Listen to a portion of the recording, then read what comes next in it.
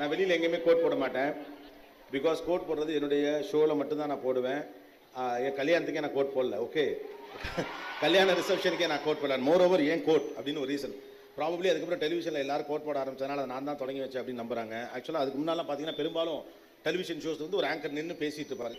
அதனால என்ன ஆகிடும் அப்படின்னா, அந்த மாதிரி மூவ் பண்ணி ஆங்கர் பேசுகிற மாதிரியான ஒரு டெலிவிஷன் ஷோ அது.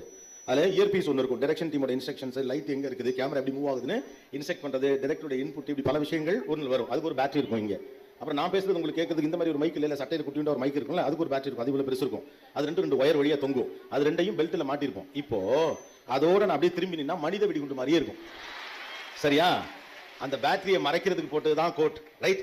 இப்போ வரைக்குமே அதுக்காக தான். அப்புறம் நான் மறுபடியும் கோட் போட மாட்டேன். நான் கோட் போடுற செயல் வேற மாதிரி இருக்கும். சட்டையில எடுத்து விட்டுருவேன், இன் பண்ண மாட்டேன், சௌரியமா இருக்கும். டெல்லியில் குளிருக்கு கோட் போட்ட மாதிரி தான் நான் போட்டேன். ஸோ ஏதோ அந்த கோட்டை வச்சு அதனால ஏதோ நடக்குதுன்னு நீங்க நினைக்கிறீங்க நினைக்கிறேன். உள்ள இருக்க 756 ஸ்பேர் பார்ட்ஸ்ல ஓடாத வண்டி அவர் எலுமிச்சம்பழத்தில் ஓட போகுது.